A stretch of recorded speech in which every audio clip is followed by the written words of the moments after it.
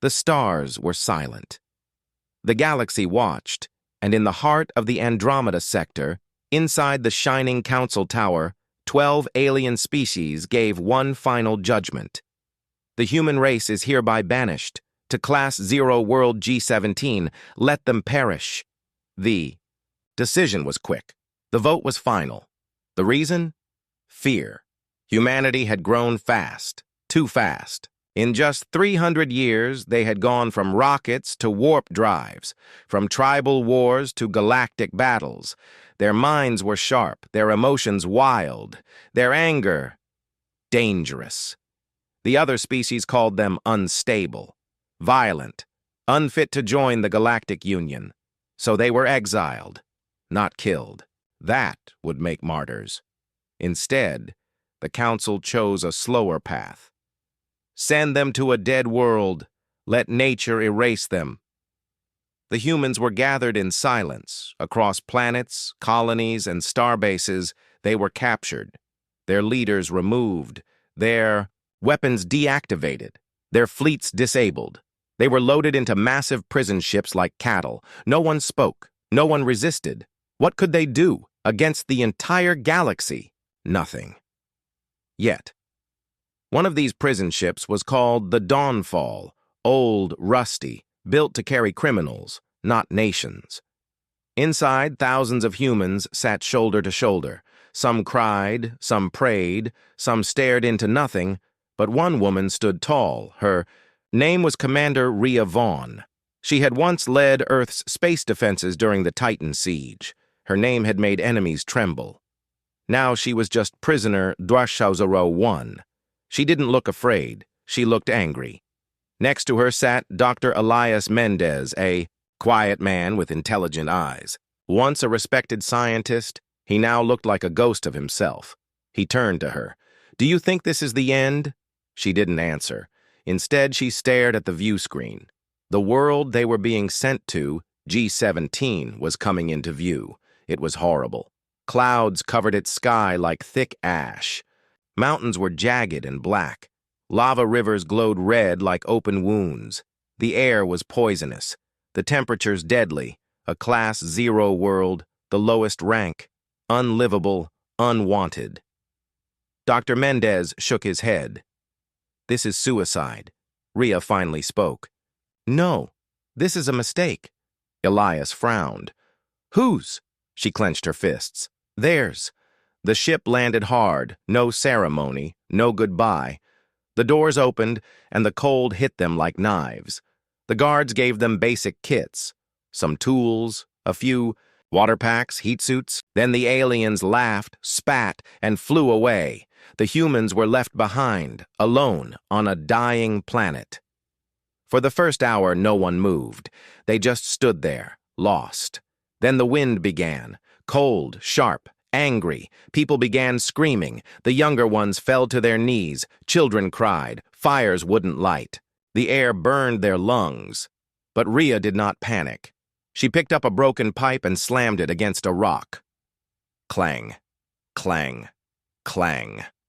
The sound echoed, heads turned. She shouted, "Move!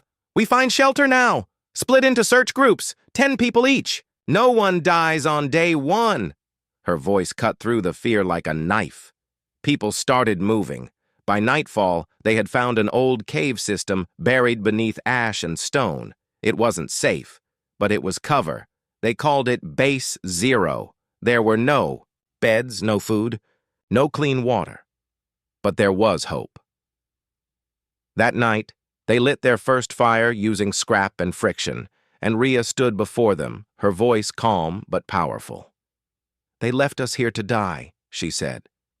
"They thought we would panic, that we would fight each other, that we would freeze." She looked around. "But we're still here." Soft nods. "And tomorrow, we start building. We make this rock our home. We make it a warning." Someone asked, "A warning to who?" She smiled. "To anyone who thinks humans are weak." But G17 had its own secrets. That very night, something watched them from the cliffs above. Dark shapes, fast, quiet, hungry. They were not alone. The next morning, a team of scouts didn't return. Only one came back, bleeding, shaking, eyes wide. He whispered one word, "Creatures." Rhea rushed to him. "What did you see?" The man's lips trembled. "Big, sharp, fast, black skin, no eyes. They come from the ground." Rhea turned to Mendez. "You said this world was dead." He nodded. "It was supposed to be." She stared into the horizon. "Then what's hunting us?" That night, the camp was on high alert. Fires burned brighter. Weapons, mostly metal rods and sharp rocks, were handed out. They didn't sleep. Then, just past midnight, they came. Screeches, claws, movement in the dark. The creatures were like nightmares, tall, insect-like, armored, with jaws that snapped like steel traps. They moved through the ash like ghosts. Humans screamed, but they fought. Rhea led from the hay. Front. Swinging, stabbing, burning. Mendez used a flare gun to ignite 3 of the monsters at once. It was chaos, blood, fire, death. When dawn came, 12 humans had died. But 24 creatures lay in pieces. The people stood around the bodies. Someone said, "We survived." Rhea said, "No, we won." Mendez studied the creature remains. "Their bodies are organic metal," he said. "They bleed acid, but fire weakens them. We can use this." He looked at Rhea. "You thinking what I'm thinking?" She nodded. "We don't run from monsters. We learn from them." Over the next few weeks, humans began working like never before. They built walls from lava rock. They melted metal from the creature bodies and shaped blades. They made traps, alarms, shields. Every night the creatures came, and every night more of them died. The humans were changing from refugees into warriors, from victims into engineers. They used ash to make concrete, ice vents for water, lava for heat. They built turrets from scrap. Within 1 month, Base Zero looked nothing like a camp. It looked like a fortress. Above them, far in space, a cloaked council drone watched. It sent back footage. The council members gathered again. "How are they still alive? They were supposed to be extinct." "They've made weapons, defenses. They are adapting faster than any species we've ever seen. We made a mistake." But one voice said, "No, we made a worse mistake. We gave them something to fight for." Back on G-17, Rhea stood atop the wall, staring into the red sky. Mendez joined her. "You know they're watching?" She nodded. "Good, let them." He looked worried. "What if they come back to finish the job?" Rhea smiled. "They won't find the same people they left behind." She turned, her voice hard. "They'll find something stronger, something united, something terrifying." She looked down at her people, training, building, laughing, living, and she said 4 words. "This is our planet now." G-17, the dead world, was changing. Black mountains, ash plains, toxic winds. It still looked like a nightmare, but in the middle of that nightmare, Base Zero stood tall. Not a city, not yet, but no longer just a camp. It had walls, tunnels, guard, towers made of scrap metal and volcanic rock. Inside, humans were building something big, something powerful, something no one expected to see on a Class Zero world. A cannon. Commander Rhea Vaughn stood near the edge of the worksite, arms crossed, eyes fixed on the growing structure. Around her, teams worked with torches and tools made from scavenged ship parts. They melted down alien bones and used creature armor to line the walls. Sparks flew. Steel rang. Dr. Elias Mendez walked up beside her, holding a datapad made from an old comm unit. "This could work," he said, "if we finish in time." Rhea didn't take her eyes off the cannon. "It will be ready, before the next wave." Elias sighed. "You're confident?" I'm human, she said. We fight hardest when we're cornered. 2 weeks earlier, they had captured one of the creatures alive. It had nearly killed 5 people, but they trapped it in a reinforced cage made from broken ship steel. Mendez had studied it day and night. He discovered something strange. The creatures weren't native. They were engineered, designed to hunt. Built for destruction. Like living weapons. Machines with flesh. Someone had made them. But who? And why were they abandoned on G-17? Rhea had her theory. We were sent here for exile. But this planet is more than a prison. It's a test site. Now, the humans were preparing for a war they didn't understand. But they would fight anyway. They always did. That night, the ash storms were quiet. The sky glowed red from distant volcanoes. Inside the command room, Rhea studied a map made of bones and stones. A new signal had been picked up just beyond the glass fields. A strange, flat land of black crystal. The scouts had not returned. Rhea called for a meeting. We need answers, she said. Something is coming, and it's not just the creatures. Mendez nodded. The ground's been shaking near the South Ridge. There might be something underground. Rhea looked around the room. Soldiers, engineers, farmers, everyone was now a fighter. Tomorrow, she said, we test the cannon. At dawn, the team rolled the cannon out of the bunker. It was ugly, long, bulky, rough, welded from broken pipes powered by lava heat, and aimed with manual gears. But it was strong. Inside the barrel, the core used plasma cells recovered from the shipwreck. Mendez had found a way to recharge them using G-17's magnetic storms. A young technician, Layla, just 16, checked the final wires. Power cells at 70%. We're good, Rhea smiled. Let's wake the neighbors. She turned to the wall crew. Drop the bait.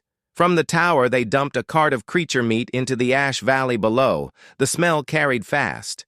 And within minutes, they came, dozens of creatures, black, fast, sharp, crawling over the rocks, hissing through broken jaws. Their armor shone under the red sun. Layla's voice trembled. Target locked! Rhea raised her hand. Fire. The cannon roared like thunder. White-hot blast shot through the air. It hit the first wave. Boom! And 3 creatures exploded into fire and dust. Cheers broke out. People clapped. For the first time, they had a weapon that could reach far. But the creatures didn't stop. 10 more. Then 20. They kept coming. Rhea stayed calm. Charge and fire again, quick! Layla worked fast. 30 seconds! The second shot was ready. Boom! More bodies burned. More ash flew. But now the creatures were splitting up, running fast, dodging the blasts. Then one of them did something new. It jumped, over 30 feet right toward the wall. It landed on the edge, claws digging in. Screams. The wall guards stabbed with spears, but the creature fought hard. Another one jumped, then another. The cannon was strong, but slow, and the creatures were learning. Rhea grabbed a torch and ran to the wall. She threw the fire into the creature's face. It shrieked, twisted, and fell backward into the pit. She shouted, "Burn them before they jump! Use fire lines!" They lit the trenches and flames roared up the wall. That pushed the rest back. The cannon fired once more. Boom! And hit the center of the wave. This time, the creatures scattered. Retreat, victory. For now. Later, in the command room, Rhea, Mendez, and the team gathered around a table. Mendez said, "We need more cannons, at least 5. Different angles." Layla added, "And faster reload. Right now, we can't keep up." A builder named Jin spoke. "We're low on plasma. One more shot and the cell burns out." Rhea looked around. "Then we find more. There's a shipwreck north of the cliffs. Old mining freighter. If it's got power cells, we strip it." She drew a red line on the map. "We move at first light." That night, Rhea couldn't sleep. She stood alone at the edge of the base, watching the darkness. She remembered Earth, the sky, the cities, her family. They were gone now, but she wasn't fighting for revenge. She was fighting for the future. For the idea that humanity didn't need a paradise to rise. Even on a dying world, humans could build something unstoppable. The next day, the scout team moved out. Rhea, Mendez, Layla, and 5 soldiers. Across black sand, glass plains, and bone canyons, the mining freighter was buried under lava rock, half sunk in a crater. They dug for hours, sweat, dust, and grit. Finally, they found the reactor room. Inside, 3 intact plasma cells. It felt like treasure. They packed them carefully and began the journey back. But as they climbed the ridge, Rhea stopped. She heard something. Tick, tick, tick. She raised her hand. Everyone froze. The ground moved. Then, a huge shape burst from the earth. Not like the others. This one was different, larger, taller, smarter. It had 6 arms, glowing red eyes. Its body shimmered like metal. It looked at them and didn't attack. It watched, Mendez whispered. That's not one of the wild ones. That's a controller. The creature tilted its head. Then, it spoke. You are not supposed to be alive. Everyone froze. It spoke in English. Rhea stepped forward. Who made you? It answered, You were the test. You were the enemy. You were the infection. You were meant to fail. She raised her weapon. We don't fail. The creature said nothing. Then it vanished into the dust. Back at Base 0, the team returned with the plasma cells and the warning. There's something else here, Mendez told the crowd. Something older, something watching. Rhea looked at the cannon, then the walls, then the people. She spoke loud for all to hear. They built this planet to kill us, to erase us. She looked at every face. But we're still here. We have fire. We have steel. We have each other. And now we have a voice. Let the galaxy hear it. She turned to Layla. Charge the cannon. High above G-17, deep in space, the Council received a signal, not from a spy drone. From the surface, a human signal. Just 4 words. We are still alive. Far beyond G-17, across the deep dark of space, an alarm rang inside a secret chamber on Council Station Helios. Red lights flashed. Dozens of alien eyes turned to the center screen. A message had just been received. Not from a Council ship. Not from a patrol drone, but from G-17. That was impossible. That world was a grave, a punishment. No one should be alive there. Yet the signal repeated clearly. We are still alive. The Council members stared in shock. The Telvar ambassador, a creature made of glowing vines, hissed, How? That planet was Class 0. No air, no food, no future. The Zarn general, covered in iron plates, growled, Human defiance, always the same. Another whispered, Maybe we underestimated them. The Council chair, a tall being with 6 crystal eyes, stood slowly. They were meant to disappear. Quietly. This message is not just survival, it's resistance. Back on G-17, inside the command center of Base 0, Commander Rhea Vaughn stood calmly as her team rechecked the signal. It had been sent through an ancient emergency satellite they dug out of the lava plains, repaired, recharged, reclaimed. It now pointed toward the stars. Dr. Elias Mendez looked nervous. The message has reached at least 4 Council relays. They know. Rhea didn't flinch. Good. Mendez stared. You want them to know we're alive? I want them to be afraid. Around them, Base 0 had grown. Now there were 3 defense cannons, one on each side of the valley. Firing systems had improved. Traps lined the hills. Underground bunkers were finished. There were schools teaching survival, labs testing the alien creature parts. Training fields where even children learned how to fight. It was no longer just a base, it was becoming a civilization, built on ash, forged in fire. But something else had begun to happen. Strange lights had appeared near the crystal ridges. Creatures were acting differently, smarter, faster. They were no longer charging without thought. They were waiting, planning. One scout team, led by Sergeant Kale, had gone missing 2 days ago near the ridges. Rhea sent a search party, only one returned, bloodied. Limping, his voice was low and shaking. They built a nest. Rhea called an emergency council inside Base Zero. Leaders, scientists, fighters. Mendez showed a map. Based on his directions, the nest is massive, possibly over 1 square kilometer, underground tunnels, breeding pits, and... He hesitated. Rhea said, "Speak." Mendez looked up. There was machinery, tech, not human, not natural. Alien? Worse. Designed. Gasps filled the room. Rhea stepped forward. They were using us, watching us. These creatures aren't just wild animals. They're part of something bigger. She paused. This isn't just exile anymore. It's a war experiment. That night, Rhea stood alone at the wall, looking out. The stars were faint, hidden behind ash clouds. She knew the council had received the message.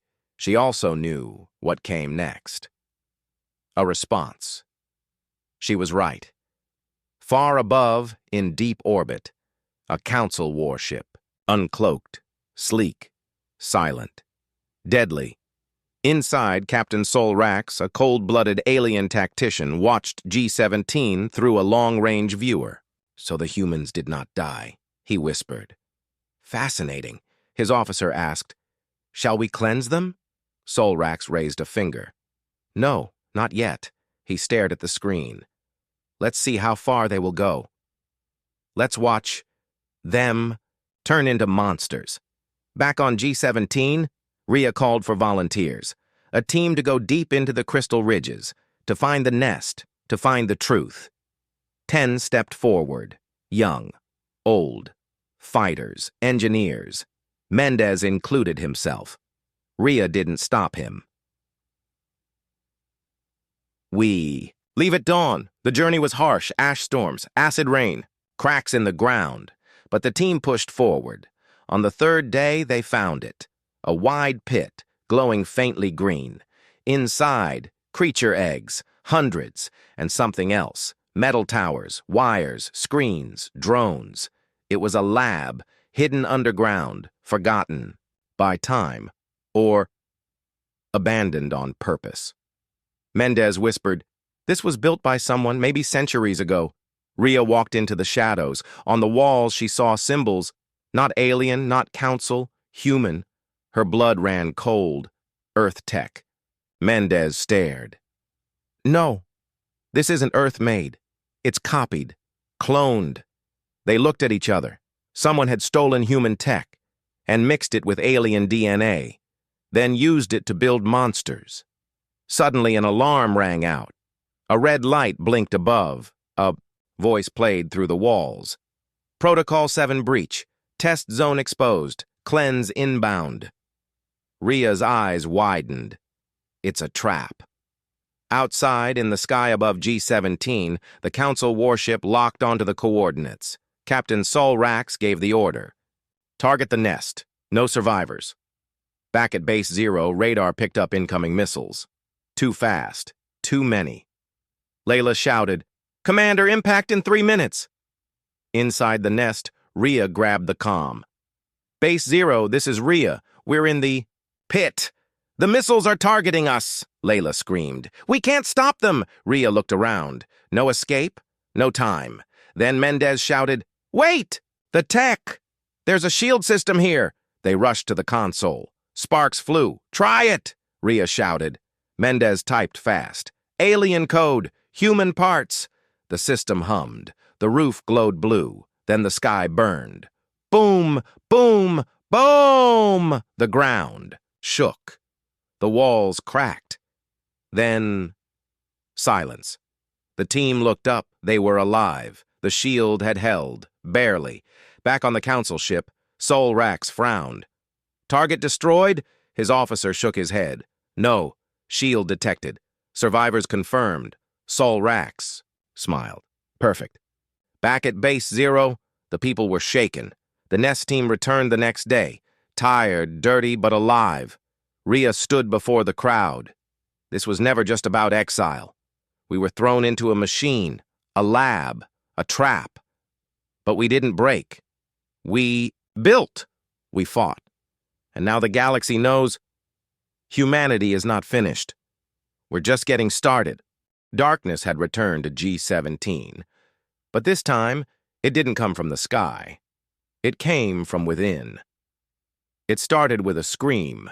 One of the engineers, Lori, was found dead in the power room. Her body was covered in strange burns. No creature had broken in.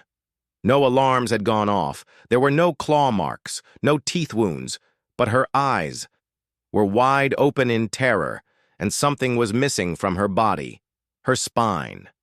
Commander Rhea Vaughn stood over the body, expression cold, her voice calm but sharp. This wasn't an accident. Dr. Elias Mendez examined the remains. No creature did this. The cuts are too clean, surgical. He looked at Rhea. This was assassination. 2 hours later, another body was found. Karn, a former Earth soldier, strong, fast. He'd been on wall duty. Now he lay face down near. The cannon controls, neck snapped, pulse weapon missing. Someone had moved through the base without being seen. Someone trained. Rhea called an emergency lockdown. All gates sealed. No one enters or leaves until we find the killer. The people were scared, but they trusted her. They had followed her through fire, through monsters, through the cold and the ash. They would follow her now. 3 days passed. No more deaths, no tracks, no shadows. It was as if the killer had vanished. Then, on the 4th night, Layla, the young technician, spotted something on the security feeds. Shape. Just a flash. Moving across the roof, too fast for a normal human, but definitely not one of the native creatures. Layla ran to Rhea's command post. Commander, there's someone inside the walls. Rhea gathered her best fighters. 10 men. Silent. Focused. They moved across the base like shadows, checking every corner, every rooftop, every tunnel. Nothing. Until they reached the old cargo room, the place where broken tools and alien bones were stored. There they found it, a trapdoor, new, hidden beneath crates. Below it, a tunnel, freshly dug, and in the dark, the smell of something not human. Rhea moved first, torch in one hand, blade in the other. Her team followed close behind. The tunnel curved sharply, dropping into the earth like a snake. It led to a narrow chamber lined with black stone, and in the center stood a figure. Not a creature, not human, something in between. It wore a sleek black suit. No skin showed, no face. Just a smooth mask with red glowing eyes.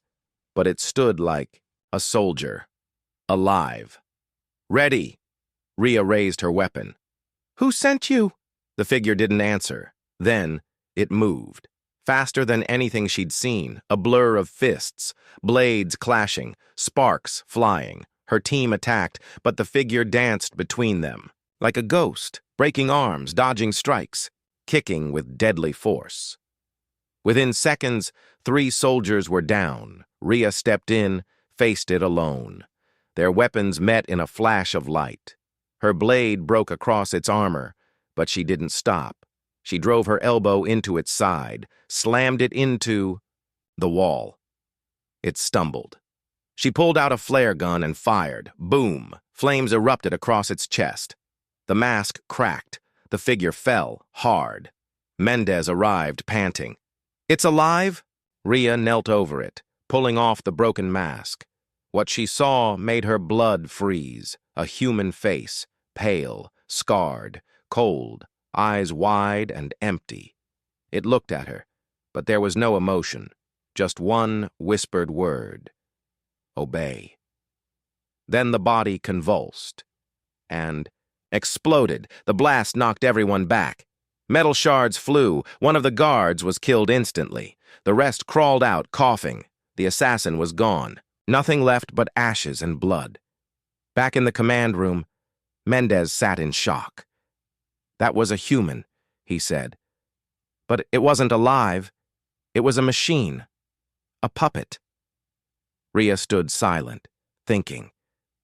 Then she said quietly, "It was a message." Mendez frowned. "From who?" She looked up, eyes sharp. "The Council."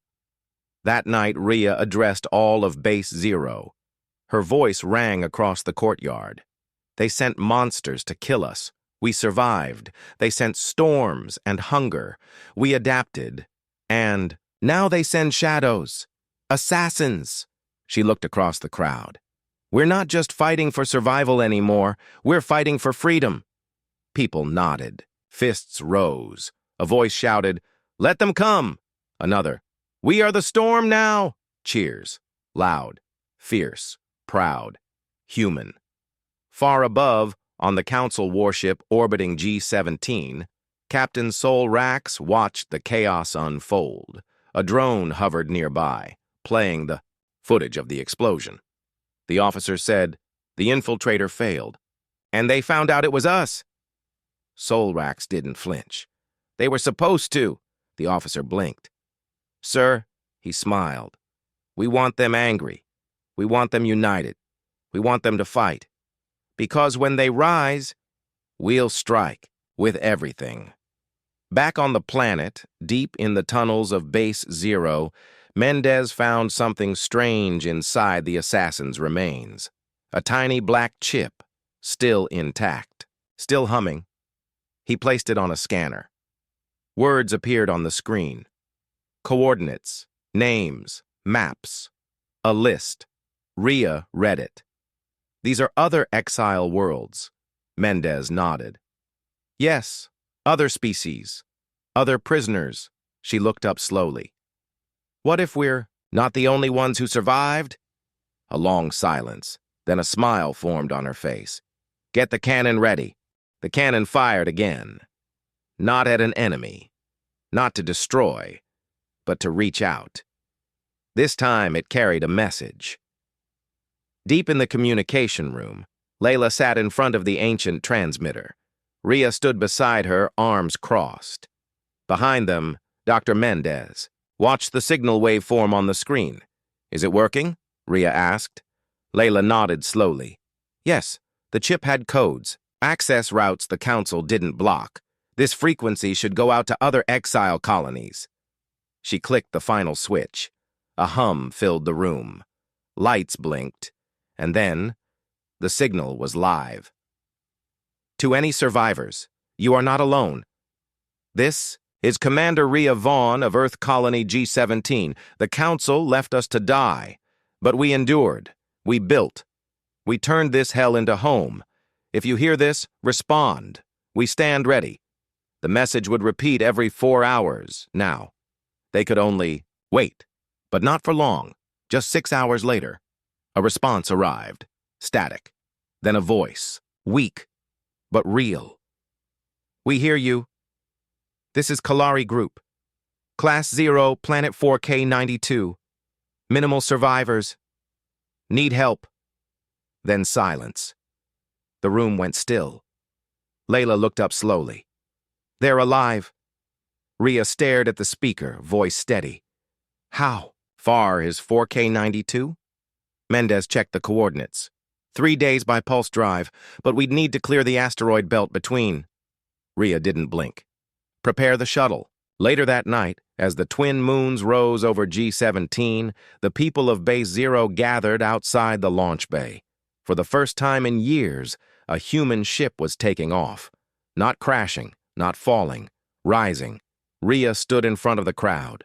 This ship is going to find others like us, to bring them back, to give them hope. People clapped. Some cried. Then the engines roared, and the ship disappeared into the sky. Inside the shuttle, Rhea, Mendez, and a small team sat strapped in. The pilot, Tora, adjusted the course. Engaging jump in 3, 2, 1. A flash of light, and they were gone.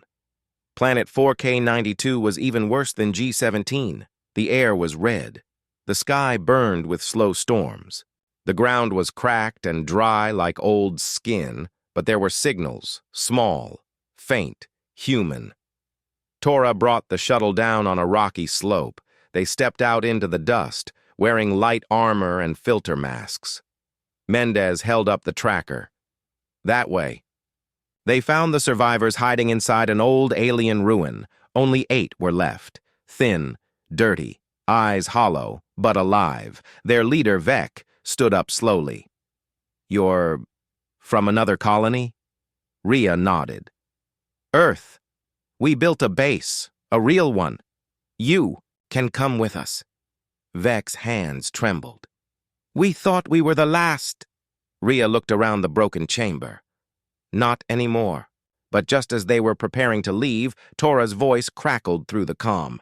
"Commander, we've got a problem. 2 council ships just dropped out of warp. They're scanning the surface." Rhea's face hardened.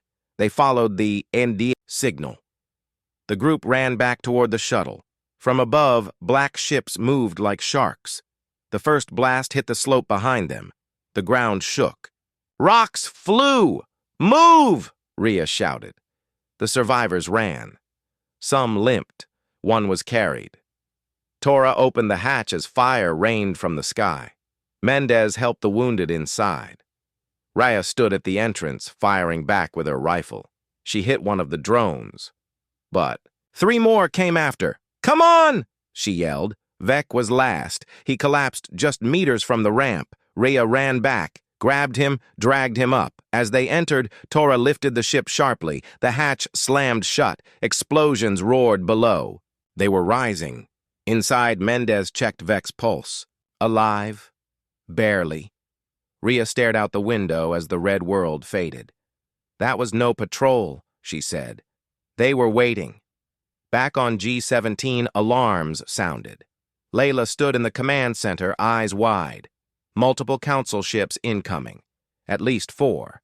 The officer beside her asked, "Should we sound evacuation?" Layla took a breath. "No." Commander Vaughn said it best. She clicked the mic. "All units. Battle stations. This is not a drill." As the sky above G17 darkened and alien warships approached, the humans of Base 0 stood ready. They had turned ash into steel, death into defense, fear into fire. They were no longer just survivors. They were a fortress, and they were not alone anymore. The sky was burning, not with fire, but with the light of enemy ships. 4 Council war cruisers hovered above the atmosphere of G17 Black. Silent, deadly. Inside Base 0, alarms screamed. Sirens howled through the steel corridors. But the people were not running in fear. They were running to fight. Rhea's shuttle landed just as the first enemy probe broke through the upper layers of the sky. Commander Rhea Vaughn rushed out of the hatch, dust and wind swirling around her. Layla ran to meet her. "You were right. They followed. Your signal." Rhea looked up at the war cruisers above. "No, they didn't just follow." She clenched her jaw. "They planned this. All over the base, teams suited up. Engineers ran power lines. Techs loaded the rail guns. Civilians moved into the bunkers. Children held on to their parents with wide eyes."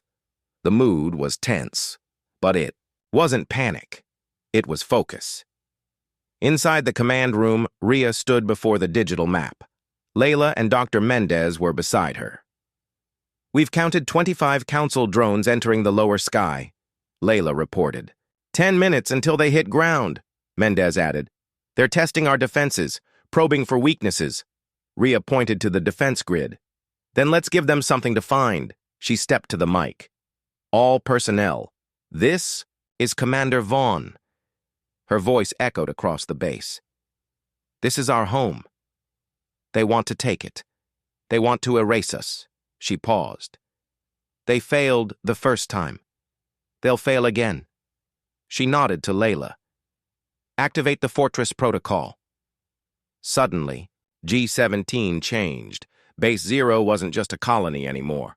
Walls rose from underground, thick plates of reinforced titanium. Hidden cannons clicked open. Old cargo ships turned into anti-air platforms, and around the base, human soldiers stood with rifles, shoulder to shoulder. Rhea turned to Vec, the rescued leader from the other colony. "You said you were a pilot?" He nodded weakly. "Still am. If the ship works." Rhea handed him a helmet. "Then you're flying the Hammer." Vec's eyes widened. "That big junk cannon?" Rhea smiled. "She's not junk anymore." Moments later, the battle began. The Council drones came screaming through the clouds, silver wings cutting through the sky. The first wave was fast, 10 ships diving straight at the base, but they didn't know about the trap. As they approached, the magnetic net fired. A blue pulse spread across the sky, catching 4 drones instantly. Their engines died mid-air. They fell like stones. The rest scattered, firing their plasma beams. The fortress walls took the hit, but held. From the tower, Layla shouted, "Second wave incoming! Larger ships! Target grid 7, Rhea called out. "Fire at will! Cannon!" Fire lit up the night. The railguns roared. Rockets launched in arcs of flame, and the sky above G-17 turned into a war zone. In the hangar, Vec climbed into the cockpit of the Hammer, an old mining ship turned heavy cannon carrier. He gripped the controls. "Let's see if this girl still breathes." The engines rumbled. He lifted off, flying straight toward the enemy line. Council drones swarmed around him. He spun the ship, dodging fire, locking onto targets. With a grin, he pulled the trigger. Boom! One drone exploded into pieces. Another followed. Then, the Hammer took a hit, left wing burning. "Still flying!" Vec shouted. "But I won't last long." Inside the base, a breach alarm blared. One Council drone had slipped through the net and landed near the reactor. Layla grabbed a rifle. Mendez followed. "We've got this!" she shouted to Rhea. The hallways filled with smoke. They found the drone, large, spider-like, crawling toward the core. Layla fired first. Shots bouncing off the armor. Mendez threw a grenade. The explosion tore off a leg, but it kept moving. Layla aimed again, straight at its sensor eye, and fired. Bam! The drone collapsed, sparks flying. Outside, the Council war cruisers finally moved. Their huge main guns glowed blue. "Commander!" a tech shouted. "They're charging the Planet Buster." Everyone froze. Planet Buster. It could melt the entire base with one shot. Rhea's voice stayed calm. "Focus all cannons on the forward ship. Now!" Every gun turned upward. The sky flashed with fire, and then, just as the Council ship's cannon lit up, Vec appeared, flying straight at it. "No!" Layla cried. "It'll kill you!" Vec's voice crackled through. "I was dead before I met you. Let's give him a memory." He flew the Hammer straight into the cannon port. A huge explosion ripped through the sky. The Council ship trembled, then exploded in slow, violent pieces. The remaining cruisers turned. They weren't expecting humans to fight back this hard. They began to retreat. The battle ended with smoke, fire, and silence, but the humans were still standing. Later that night, as the fires cooled and the stars returned to the sky, the people of G-17 held a small ceremony for the lost, for the brave, for Vec Rhea stood in front of the crowd. He flew into death so we could live. He believed in us, in this planet, in our fight. She looked up. "And this fight isn't over." Layla stepped forward with a message in hand. "We received new signals from 3 more Class 0 colonies." She handed Rhea the data. "They heard us. They want to come here." Rhea nodded. "Then we prepare. We build bigger, stronger, together." Her voice rose. "This is more than a base now. It's the last human stronghold." It started with a whisper, a broken radio signal. Weak, cracked, but human.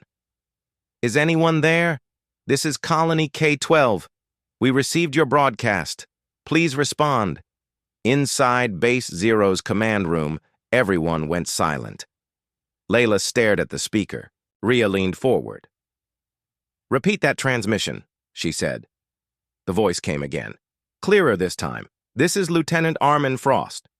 We are survivors from K-12. We are under siege, and we want to join you. Rhea stood up slowly. Then it's happening. Layla turned. What is?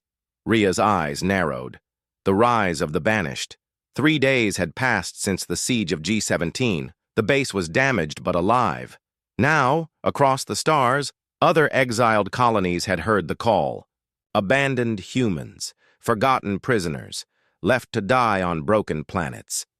They were coming. But there was a problem. The Council had also heard the signal, and they were preparing a counterstrike. At a hidden Council war room, deep inside a dark moon, High Chancellor Vale stood over a galaxy map. The humans have united.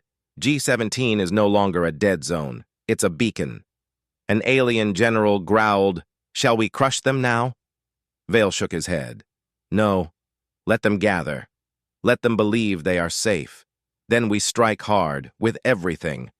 Back on G-17, transports began to arrive. Old ships, damaged hulls, no weapons, but inside, fighters from K-12, from Colony Omega, from the ruined domes of Parnac 3. Men and women stepped onto G-17's ground with eyes full of pain, but hearts full of fire. Rhea stood at the platform watching them arrive. You're not alone anymore, she said. This is our world now. One man stepped forward, tall, scarred, eyes cold. I'm Silas Vorn, leader of Omega Cell. Rhea raised an eyebrow.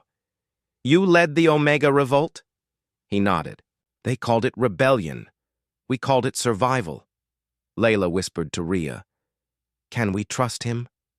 Rhea answered softly. We don't have a choice anymore. The fortress grew fast.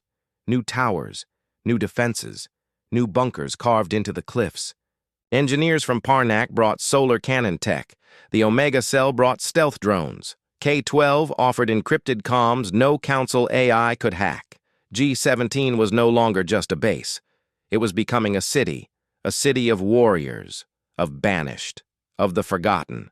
But all was not peaceful. Tension grew inside the base. Old grudges, different beliefs, too many leaders, too many wounds. One night, a fight broke out between K-12 scouts and Omega fighters. It ended with blood. Rhea called an emergency meeting in the command dome. This ends now, she said firmly. Silas Vorn stepped forward. Then you lead, or I will. The room went cold. Layla whispered, He's challenging you. Rhea didn't blink. Then let him. She stepped onto the platform. You think I wanted this? To lead a broken army on a dying world? I didn't. She looked around the room, but I fought when others ran. I stayed when others surrendered, and I bled for this ground. She pointed to the sky. You want war with each other? Then leave. But if you want war with the Council, we fight together. As one. Silence. Then Silas lowered his eyes. I follow, he said. That night, a strange drone was found outside the base walls. It was small, hidden, but it had been recording everything. Rhea stared at the device. They're watching us, Layla added. Then they know we're stronger now. No, Rhea replied, crushing the drone under her boot. They know we're dangerous. Meanwhile, deep in Council space, High Chancellor Vale received the drone's final feed. He watched the humans build, train, unite. He turned to his generals. Begin Phase Omega. We end this before they rise any further. The stars darkened. The final war was coming. The sky turned red. A warning flare burned high above G-17. It wasn't from the humans. It was from the Council. The invasion had begun. Rhea stood at the command post, eyes locked on the growing shadow above the planet. Ships, massive ones, thousands, blocking the stars. She turned to Layla. It's time. The last alliance was ready. Every human colony that could fly had come. From ruined prisons to scrap metal cities, they had brought whatever they had left. Old warships, cargo freighters with makeshift weapons, even asteroid mining rigs modified for battle. One by one, they entered G-17 orbit. Their signal was simple. We stand together. Silas Vorn took command of the outer defense grid. Layla controlled the drone swarm. Rhea gave one final message to all frequencies. This is not a war for revenge. This is a war for survival. We were exiled, broken, forgotten, but we made a home from nothing. We turned death into strength, and now we fight. For each other, for the future. The Council launched the first strike. Orbital disruptors targeted the outer moons. A bright flash, one of the mining stations exploded. Humans screamed. One Alliance ship fell, its reactor burning through the blackness, but the rest did not run. They advanced. From inside the planet's shield dome, Layla activated the stealth grid. Dozens of human fighters vanished from enemy sensors. They flew directly into the Council fleet. Invisible, fast, and deadly. Explosions bloomed in space. Council cruisers began falling. They were not ready for this kind of war. Back on the surface, Rhea watched the sky. The orbital battle had begun. But something was wrong. Her comms officer turned, pale-faced. New signature detected. It's not a ship. Rhea leaned in. What is it? A moment of silence. Then, it's a weapon. From deep space, a black object entered the system. It was slow, silent, but massive, twice the size of a city. The Council called it the Ender. A final weapon meant to destroy entire planets, and it was heading straight for G-17. Panic spread, the Alliance comms filled with shouting. What is that? We don't have the firepower! We need to evacuate! Rhea took the mic. No, everyone stopped. We don't run. Not now. Not after all this. That thing is coming, and we destroy it here. She turned to Silas. Do we still have the gravity well cannon? Silas nodded. But it's unstable. Then stabilize it. You have 2 hours. She turned to Layla. I need you to lead the charge inside the Ender. We stop it from the inside before it hits. Layla blinked. Inside? Rhea nodded. We fly in through its vents. Plant charges, rip it apart. Layla smiled slowly. That's crazy. Rhea smiled back. Good. That means it'll work. As the Ender approached, a small squad of human ships broke formation. Led by Layla's stealth fighter, they dove into the black structure's outer shell. Missiles flew. Anti-fighter turrets lit the sky. One ship exploded. Then another. But Layla made it. She reached the vent and slipped inside. Behind her, 4 more ships followed. They were inside the beast. Meanwhile, on the ground, Silas and the engineers worked fast. The gravity well cannon, an old weapon found buried deep inside G-17's mountains, was being reactivated. It could pull the Ender off course, maybe even crush it. But it needed time, and Rhea had to give them that. Outside the planet, the Alliance fleet fought like never before. Old ships, weak shields, outnumbered 10-1, but they refused to fall. One after another, Council warships burst into flames. The humans fought with rage, with unity, and with the strength of the exiled. Inside the Ender, Layla and her team planted explosives on key cores. One hallway at a time, they cleared alien drones and mechanical guards. Alarms blared. The Ender knew they were inside, and it was trying to kill them. Layla reached the central power core.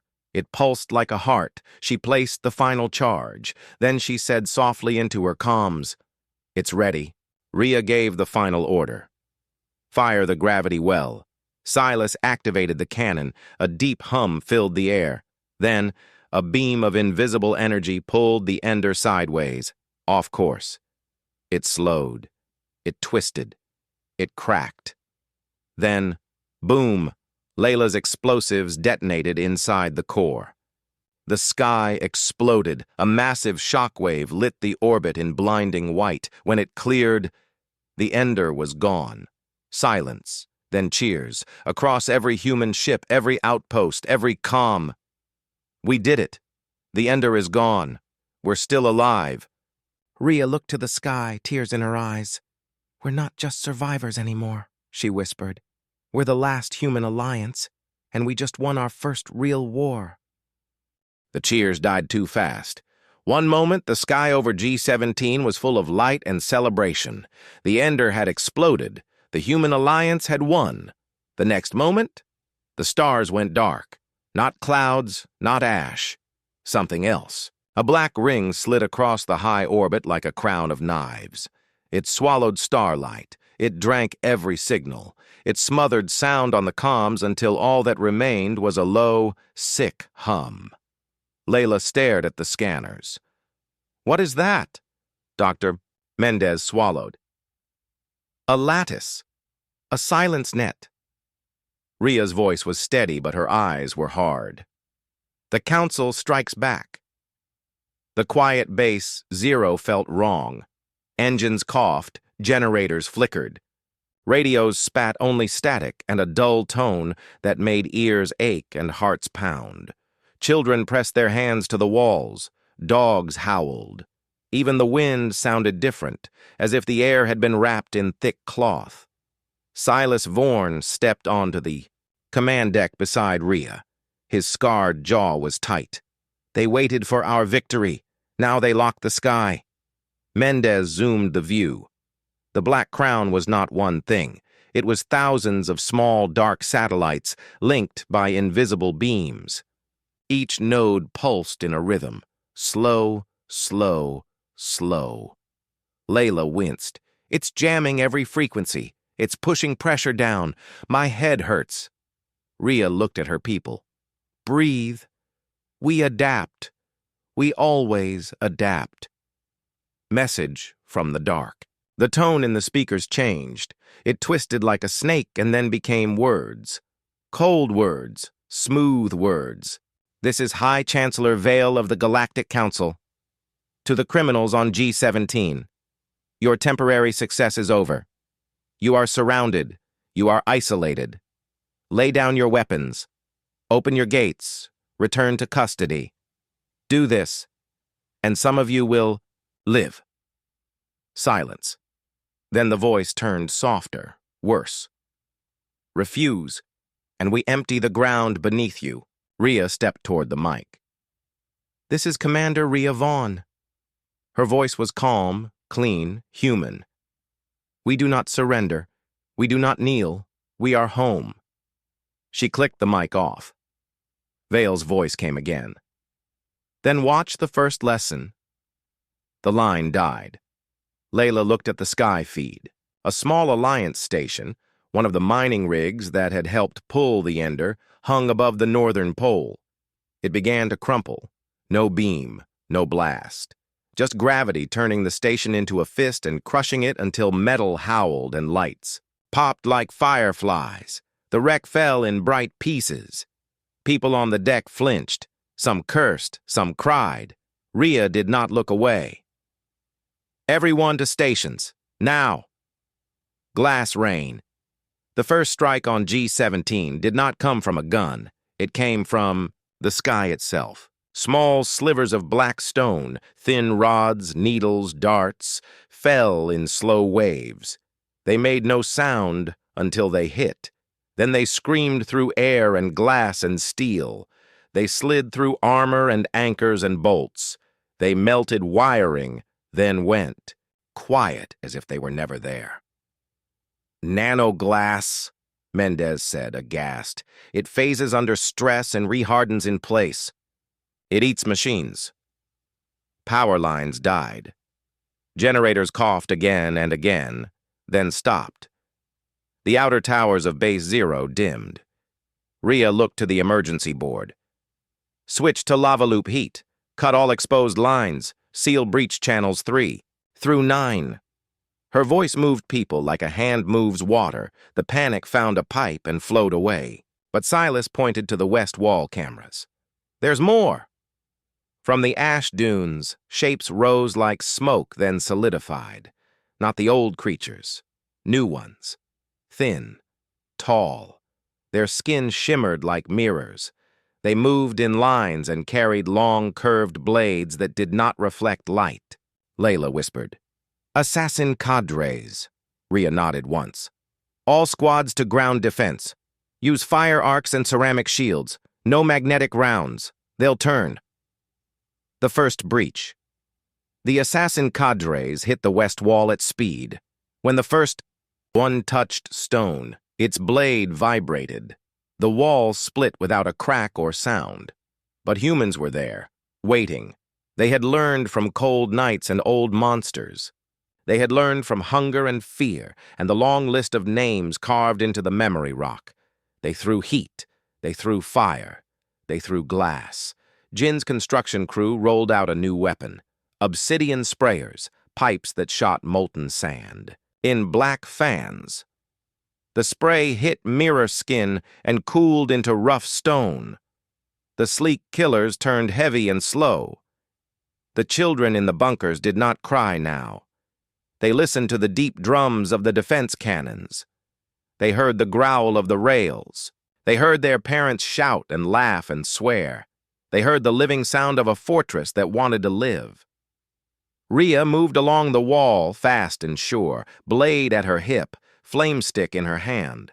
She burned one assassin and shoved another into the obsidian fan. Hold, she said, not loud, not soft. Hold. The cut line up in orbit, Captain Sol Rax watched G-17 burn and strike and burn again. His long fingers moved over a plain metal surface. Phase 2, he said. The crown opened like a flower. A thin, black thread reached down from orbit to the planet. It stopped a kilometer above Base 0 and hung there like a hair in the sky. Mendez saw it on the scope. What is that? The thread dropped a meter. Every human in Base 0 felt it. The air pressed on chests. Teeth ached. A slow pain crawled behind eyes. Mendez's voice shook. They're lowering a cut line. It severs matter at the molecular level. If it touches the ground, Layla finished for him. It will slice Base 0 off the planet like a lid. Silence. Rhea turned to the room. Options. None, someone whispered.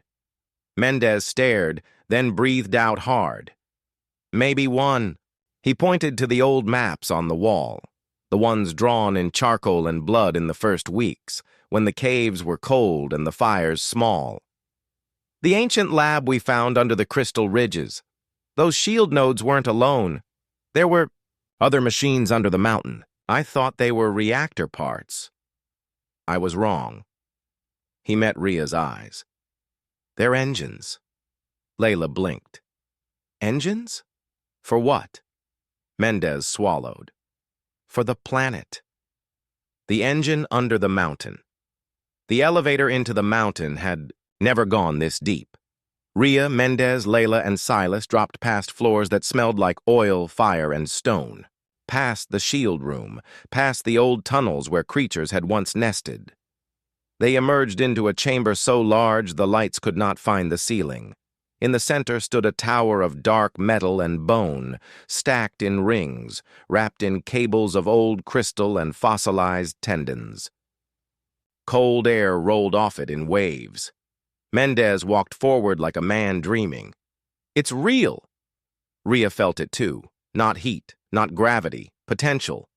What is it? An Archimedes engine, Mendez said, voice small. Not to move rockets, not to push air, to shift the crust, to bend the mantle, to turn a dead world into something that moves. Layla's eyes widened. You're saying G-17 could fly? Not today, Mendez answered. Not far, but we can make the ground tilt. We can shove against the crown's geometry and push the cut line away. The engine can change how the planet pulls. Silas looked up at the black ring on the far display. What's the catch? Mendez did not smile. We need a key. Rhea frowned. What key? Mendez pointed to the tower base. A small round socket was set into the stone. Around it, tiny marks, human letters mixed with alien glyphs. Layla's voice was a whisper. I've seen those symbols. Where? Rhea asked. Layla touched her throat. On the chip from the assassin, the one that gave us the exile coordinates. Rhea nodded. You kept it? Layla pulled a small black shard on a string from under her shirt. Never left me. Silas raised an eyebrow. You trust a council chip? Layla met his eyes. I trust myself. Rhea held out her hand. Layla placed the shard in her palm. It was cold, heavy, wrong and right all at once. Rhea slid it into the socket. Nothing happened. Then everything happened. The floor trembled. The tower sang, a low rolling sound that made bones vibrate. Lights like old stars woke in the walls. The air grew thick, then thin, then easy again. Above them, the cut line shivered and retreated a meter. Mendez laughed once, soft and wild. It works. The floor trembled again, harder. Layla grabbed a rail. How long can we hold it? Mendez looked at the pulsing symbols. As long as the mantle rings don't crack, as long as the fuel bones don't splinter, as long as the tower... Say it simple, Silas said. Mendez took a breath. An hour, maybe 2. No more. Rhea nodded. Then 1 hour is our war. The knife and the key. Back at the surface, the assault grew worse. The assassin cadres found new angles. They slid through holes that were not there, a second before. They climbed ceilings. They walked on their blades. But humans were not the same people who had arrived here to die. Jin's crews stacked stone arcs that deflected the mirror blades. Farmers filled oil drums with glass sand. Children passed ceramic tiles down the line like bright flat loaves. On the east wall, a cadre broke through and raced for the comm tower. Layla was already there. She wore a ceramic chest plate and a tight cloth hood. In her hands, a pulse hammer she had built from scrap and stubbornness. The first assassin swung. Layla ducked, slid in, and swung the hammer up into its jaw. The mask cracked. A long, soft light leaked out and hissed like steam. The second assassin leaped from a shadow. Silas tackled it, both of them slamming into a pillar. The blade cut his shoulder. He did not let go. He dragged the assassin into the obsidian spray and held it there while it thrashed. When it stopped, he dropped to one knee, breathing hard. It was over. But the galaxy was not quiet. The Council had failed. The Ender was destroyed. The fleets were broken. And G-17 still stood. But peace did not come. Instead, whispers began. The humans must be stopped. Permanently. That planet is now a fortress. They will rise again. Rhea stood at the edge of the central command tower, staring into the dark sky. Below her, the city of Haven Prime glowed with lights. What was once a prison was now a capital. Silas joined her, his face still carrying the scars of battle. They're coming again, he said. She nodded. And we'll be ready. Across the galaxy, strange messages began to appear, not from the Council, not from humans, but from other broken races, exiled, forgotten, enslaved. They had seen G-17 rise, and now they were choosing a side. One by one, refugee ships arrived. Old, rusted, barely flying, some carried food. Some came only with stories, others brought weapons, stolen from the Council. We heard of your fight. We want to join. Teach us how to be free. Humanity had become a symbol, not just of war, but of hope. But G-17 was still weak. The damage from the Ender's attack had left craters across the northern hemisphere. The orbital shield was down, and their best fighters were gone. If the Council returned now, they wouldn't survive. They had only one choice. We turned the planet into a true fortress. Operation Bastion began. Every engineer, miner, soldier, and builder was assigned a task. Underground cities were expanded. New shield domes were built. Old human AI cores were reactivated. Dangerous tech once banned by Earth governments. Now, they had no rules. Silas led the construction of the Black Spire, a space elevator that could launch defense drones in seconds. Layla, still recovering from her mission inside the Ender, created the Shadow Fleet, a group of stealth ships that never showed on enemy radar. And Rhea, she trained the next generation. Children once born to die in exile were now soldiers. 3 months passed. Then a signal was received. Deep Space Scanner. 9. A fleet was approaching. Not just any fleet. The Supreme Armada, every Council species, had joined forces. Their goal was simple. Erase the human threat. Erase G-17. This time, the humans did not panic. They prepared. Rhea called all her commanders to the war room. This is not just a battle. It is our last stand. If we fall here, we fall forever. Silas nodded. Layla smiled. The room filled with quiet strength. When the fleet entered the system, the humans launched a signal. To the Council, you exiled us. You called us trash. But now, we are the wall you cannot break. Come and try. The sky turned black. Thousands of enemy ships filled the orbit. The battle began. But this time, G-17 was ready.